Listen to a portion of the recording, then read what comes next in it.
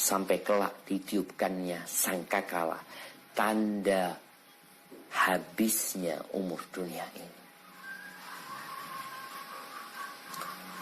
Abdullah bin Umar ibn Khattab radhiyallahu anhuma, dia pernah berkata, kuntu ma'a Rasulillah sallallahu alaihi wasallam, faja'ahu rajulun minal ansar fasallama 'ala an-nabi sallallahu alaihi wasallam thumma qala. Suatu hari aku bersama Nabi alaihi salatu wassalam. Tiba-tiba ada salah satu dari kalangan Ansar yang datang. Dia mengucapkan salam kepada Nabi alaihi salatu wassalam. Kemudian dia berkata, ya Rasulullah, ayyul mu'minina afdal. Dia berkata, wahai Rasulullah, orang mukmin yang manakah yang paling baik? Lalu beliau menjawab alaihi salatu wassalam, ahsanuhum khuluqan. Yang paling baik adalah yang paling baik akhlak. Qala fa ayyul mu'minina akyas. Lalu dia bertanya yang kedua. Pertanyaan yang kedua mengatakan, siapakah orang mukmin yang paling cerdas? Kalau bicara kecerdasan ini sekarang mungkin ada tes IQ. Bisa diketahui itu. Oh, ini IQ-nya sekian, cerdas orang ini. Di atas rata-rata. Ketika beliau ditanya orang mukmin yang paling cerdas, Nabi alaihi salatu wasallam menjawab, aktsaruhum lil mauti dzikran wa ahsanuhum lima ba'dahu isti'dadan ulaikal akyas. Orang yang paling cerdas adalah mereka yang paling banyak mengingat kematian. Mereka yang paling baik persiapannya untuk setelah kematian. Itu orang cerdas. Itu orang-orang yang cerdas. Kalau sekadar memiliki IQ tinggi, kemudian mempersiapkan dengan IQ-nya dia berbagai teknologi, tapi dia lupa bahwa hasil karya dia, hasil kerja dia akan dia tinggalkan. Dia bakal mati. Uang yang dia kumpulkan, yang dia himpun, semua akan ditinggalkan. Lalu dia tidak persiapan untuk yang setelah kematian, itu orang bodoh. Yang cerdas, subhanallah jemaah. Ya, kalau dikatakan InsyaAllah 7 hari lagi kita akan berangkat meninggalkan kota ini. Selama-lamanya kita nggak akan balik ke tempat ini. Perjalanan panjang. Kira-kira kita akan menempuh 1000 kilometer. Dan kita harus jalan kaki. Yang cerdas itu, yang persiapan, atau yang sibuk bangun rumahnya. Yang sibuk memperbaiki mobilnya. Udah tahu jalan kaki nanti. Kasih tahu jalan kaki, dia perbaiki mobilnya. Dia perbaiki motornya. Sibuk menyelesaikan ya mungkin bangunan hotel yang dia hendak tempati. Sibuk dia. Menurut pandangan orang-orang, ini orang cerdas, Masya Allah, sukses, mampu melihat nih. Setiap hari dia itu kerja semangat. Tapi ternyata dia tidak pernah memikirkan yang 7 hari lagi dia akan meninggalkan semua ini.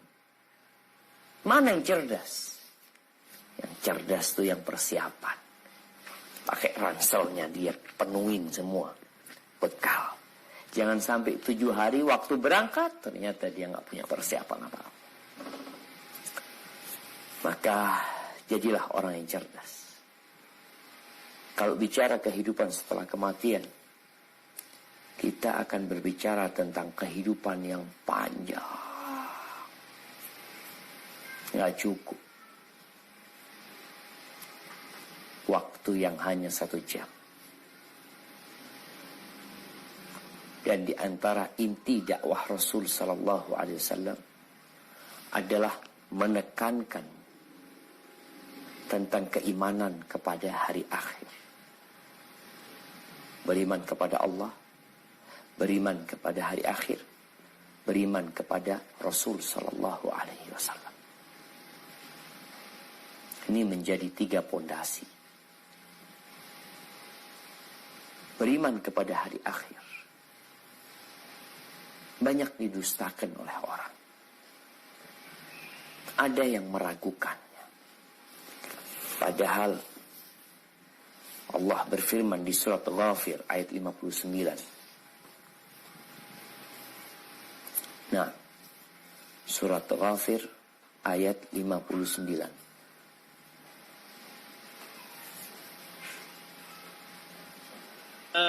من الشيطان الرجيم إن الساعة لآتية لا ريب فيها ولكن أكثر الناس لا يؤمنون. Yang artinya, sesungguhnya hari kiamat pasti akan datang. Tidak ada keraguan tentangnya, akan tetapi kebanyakan manusia tidak beriman. Allah sebutkan walakinna aktsaran nas la yu'minun. Kita lihat kehidupan manusia. Kalau mereka beriman akan terjadinya kematian, kemudian nanti akan ada hari kebangkitan, maka gaya hidupnya akan berbeda. Makanya orang beriman tuh beda banget gayanya. Bagaimana Rasul SAW menjadi contoh. Beliau menerima kehidupan beliau ketika beliau gak punya duit. Ya, beliau sering berpuasa. Ketika beliau dikasih rezeki banyak, beliau sering berbagi, bersedekah. Itu orang beriman. Gak punya duit bukan ngeluh terus. Dikasih duit bukan foya-foya. Lah. Nggak punya duit banyak puasa sunnah, dikasih duit banyak sedekah. Itu orang beriman. Tapi aktsarun nas la yu'minu. Nabi tidur di atas ranjang, di atas tempat tidur yang terbuat dari tikar yang membekas di perut Nabi dan punggungnya bergaris-garis. Lalu ketika ada sahabat yang permasalahkan hal itu, mereka mengingatkan Nabi SAW dengan Kaisar Romawi, dengan Raja Persia. Apa kata beliau? Mali walid dunya. Apa urusanku sama dunia? Innama mathali wa mathalud dunya karakibin istadhalla tahta syajaratin thumma raha wa tarakaha. Apa peduliku sama dunia ini? Aku di sini cuma sebentar. Seperti seorang musafir yang naik kendaraan, kemudian istirahat, singgah di bawah sebuah pohon. Berapa lama dia singgah? Dia tahu perjalanan dia panjang. Nggak lama-lama dia singgah. Jamaah antum pernah ngeliat orang di rest area 2 hari. 3 hari di rest area. Sepekan di rest area. Ada. Yang ada mereka segera sebentar di sini.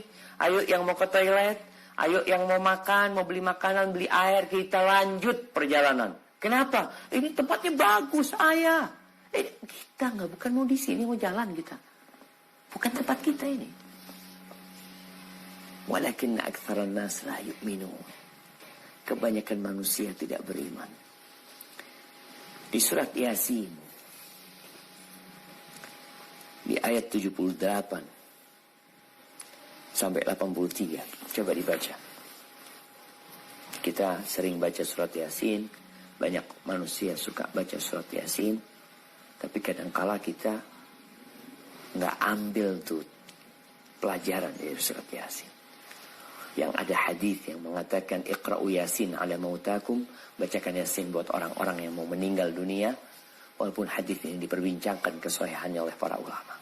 Tapi ada sesuatu yang sangat indah di surat Yasin, yang setiap antum hatam, antum akan melewatinya. Tafadhal dibaca. أعوذ بالله من الشيطان الرجيم وضرب لنا مثلا ونسي خلقه قال من يحيي العظام وهي رميم قل يحييها الذي أنشأها أول مرة وهو بكل خلق عليم الذي جعل لكم من الشجر الأخضر نارا فإذا أنتم منه توقدون أوليس الذي خلق السماوات والأرض بقادر على أن يخلق مثلهم بلى وهو الخلاق العليم إنما أمره إذا أراد شيئا أن يقول له كن فيكون فسبحان الذي بيده ملكوت كل شيء وإليه ترجعون. Yang artinya, dan dia membuat perumpamaan bagi kami dan melupakan asal kejadiannya. Dia berkata, siapakah yang dapat menghidupkan tulang belulang yang telah hancur luluh? Katakanlah Muhammad, yang akan menghidupkan ialah Allah yang menciptakannya pertama kali. Dan dia maha mengetahui tentang segala makhluk. Yaitu Allah yang menjadikan api untukmu dari kayu dan yaitu Allah yang menjadikan api untukmu dari kayu yang hijau. Maka seketika itu kamu nyalakan api dari kayu itu. Dan bukanlah Allah yang menciptakan langit dan bumi, mampu menciptakan kembali yang serupa itu, jasad mereka yang sudah hancur itu. Benar, dan dia maha pencipta, maha mengetahui. Sesungguhnya urusannya apabila dia menghendaki sesuatu, dia hanya berkata kepadanya, jadilah, maka jadilah sesuatu itu. Maka maha suci Allah, yang di tangannya kekuasaan atas segala sesuatu, dan kepadanya lah kamu dikembalikan.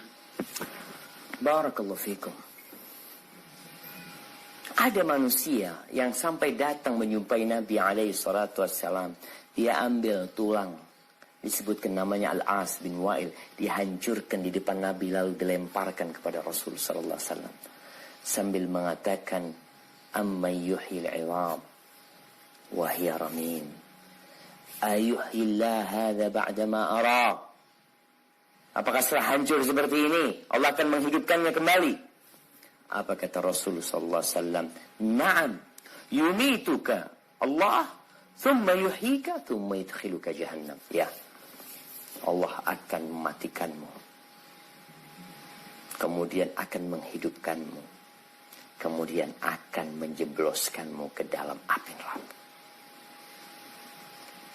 Apa yang sulit buat Allah Subhanahu wa taala?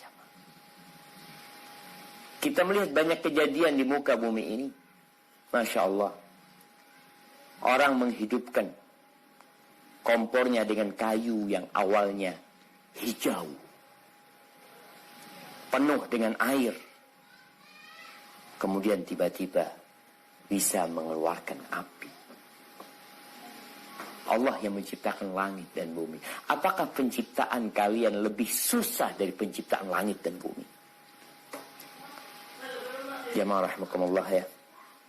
Anak kadang-kadang kalau lagi duduk sendiri di kamar ya, atau di perpustakaan ngelihat ada semut yang rombongan. Kadang-kala anda melihat ada nyamuk yang terbang, lihat ya Allah ya. Ini semut bisa bergerak, berjalan, tahu tempat asalnya. Dia pergi cari makan. Dan Allah bikin semut ini jutaan semut. Dimatikan oleh manusia.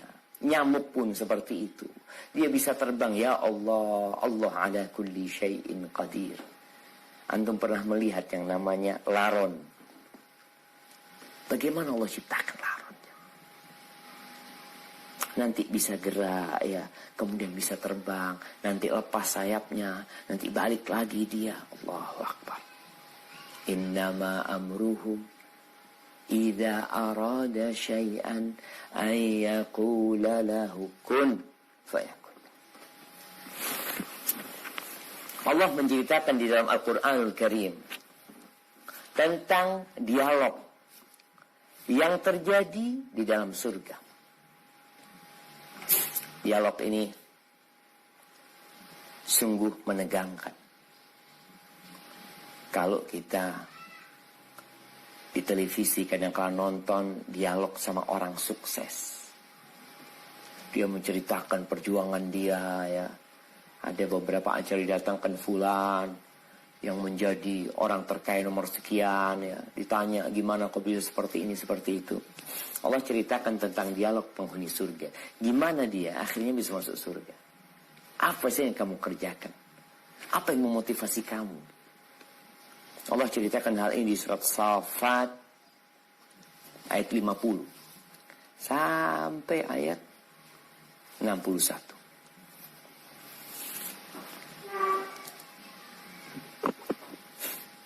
نعم تفضل. فأقبل بعضهم على بعض يتساءلون قال قائل منهم إني كان لي قرين يقول أئنك لمن المصدقين أئذا متنا وكنا ترابا وعظاما أئنا لمدينون قال هل أنتم مطلعون فاطلع فرآه في سواء الجحيم قال تالله إن كدت لتردين ولولا نعمة ربي لكنت من المحضرين أفما نحن بميتين إلا موتتنا الأولى وما نحن بمعذبين إن هذا لهو الفوز العظيم لمثل هذا فليعمل العاملون. Yang artinya, lalu mereka berhadap-hadapan satu sama lain sambil bercakap-cakap. Berkatalah salah seorang di antara mereka, sesungguhnya aku dahulu di dunia pernah mempunyai seorang teman yang berkata, apakah sesungguhnya kamu termasuk orang-orang yang membenarkan hari berbangkit? Apabila kita telah mati dan telah menjadi tanah dan tulang belulang, apakah kita benar-benar akan dibangkitkan untuk diberi pembalasan? Dia berkata, maukah kamu meninjau ke temanku itu? Maka dia meninjaunya. Lalu dia melihat temannya itu di tengah-tengah neraka yang menyala-nyala. Dia berkata, demi Allah, engkau hampir saja mencelakakanku. Dan sekiranya bukan karena nikmat Tuhanku, pastilah aku termasuk orang-orang yang diseret ke neraka. Maka apakah kita tidak akan mati? Kecuali kematian kita yang pertama saja di dunia, dan kita tidak akan diazab di akhirat ini? Sungguh, ini benar-benar kemenangan yang agung. Untuk kemenangan serupa ini, hendaklah beramal orang-orang yang mampu beramal. Barakallahu fikum. Itu jemaah. Ketidakpercayaan hamba akan adanya kehidupan setelah kematian membuat dia malas beramal. Dia akan sibuk hiburan sana, hiburan sini. Kehidupan sehari-hari dia menampakkan bahwa dia sedang mengikuti syahwat nafsunya. Tapi yang beriman, dia akan bangun malam. Ini Ramadan yang tinggal dikit. Yang tinggal beberapa jam. Dia berusaha untuk beramal. Jangan sampai lepas Ramadan, dosa-dosanya belum diampuni. Itulah yang mendorong dia untuk beramal. Kalau bicara bermulanya kiamat nanti, maka bermula dengan ditiupkannya sangkakala Allah ceritakan detail kejadian itu, jamaah. Kalau kita mau baca Al-Quran Karim, proses itu dijelaskan. Dan berapa banyak surat di dalam Al-Quran Karim yang berbincang tentang kiamat. Al-Qari'atu mal-Qari'ah, wa ma adraka mal-Qari'ah, idza zulzilatil ardu zilzalaha, wa akhrajatil ardu athqalaha. Allah mengatakan, idza sama'un syaqqat wa adhinat li rabbiha wa huqqat, wa idzal ardu muddat wa alqat ma fiha wa takhallat, wa adhinat li rabbiha wa huqqat. Ya ayyuhal insan innaka kadihun ila rabbika kadham famulaqi. Allah ceritakan tentang kiamat. Idza sama'un fatarat wa idzal kawakibun tatharat wa idzal biharu fujjirat idza syamsu kuwirat wa idzan nujumu kadar. Terus coba kita lihat dari An-Nas, mundur tuh kita akan dapetin surat-surat tentang terjadinya kiamat. Fa idza ja'atis sakha, fa idza ja'atit tammatul kubra. Terus kita akan baca wal mursalati urfa, baca lagi la uqsimu biyaumil qiyamah. Nanti ketemu lagi al-haqqatu mal-haqqah, ketemu sa'ala sa'ilum bi'adzabin waqi'. Ayat-ayat ini menunjukkan tentang bagaimana dahsyatnya kiamat, dan kita benar-benar harus persiapan untuk kehidupan. Akan dimulai dengan ditiupkannya sangkakala. Sebagaimana Allah sebutkan di surat Al-Haqqah ayat 14. Coba ayat 14, 15 dibaca. وحملت الأرض والجبال فدكتا دكة واحدة فيومئذ وقعت الواقعة. Yang artinya, dan diangkatlah bumi. Berarti ayat 13, Ustaz Luqman, ayat 13 dibaca juga. Ayat.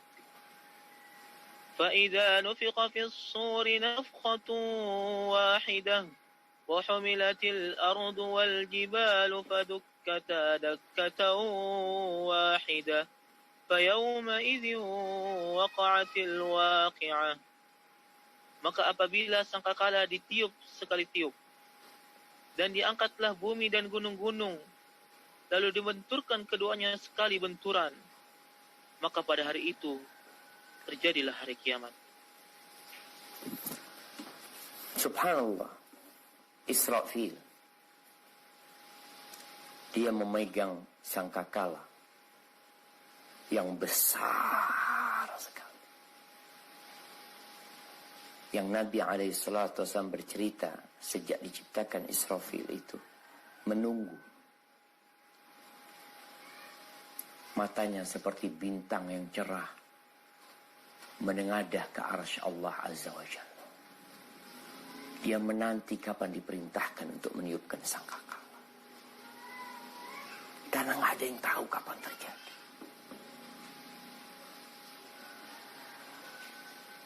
Dan tatkala ditiupkan sangkakala yang pertama, bumi, gunung-gunung dicabut dari tempatnya, kemudian dihantamkan jamaah. Gimana kira-kira kondisinya jamaah? Kalau gunung bergerak saja, gunung meletus saja, itu menyebabkan kepanikan manusia. Gimana kalau gunung-gunungnya ini dicabutin terus dihantamkan? Dibenturkan sekali benturan. Pada hari itu terjadi kiamat. Maka Allah katakan tentang hari itu, benar-benar hari yang menakutkan. Semuanya hancur lebur.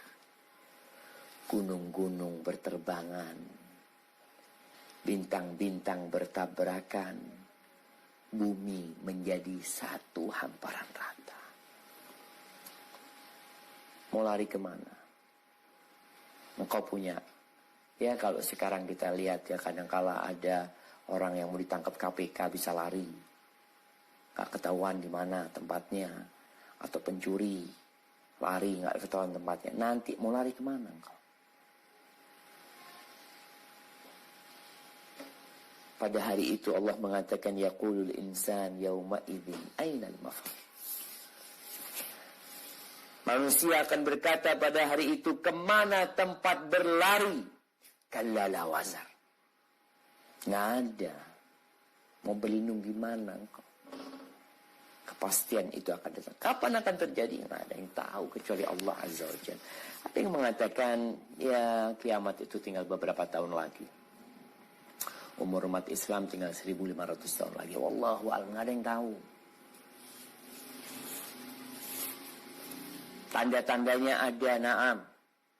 Tapi kapan terjadi? Wallahu a'lam. Nabi alaihissalatu wassalam tidak tahu. Nabi kita alaihissalatu wassalam. Maka jangan sampai kita umatnya merasa tahu. Oh, kira-kira tinggal sekian lagi. Enggak, sudah. Allah Azza wa Jalla mengatakan di surah Al-A'raf ayat 187.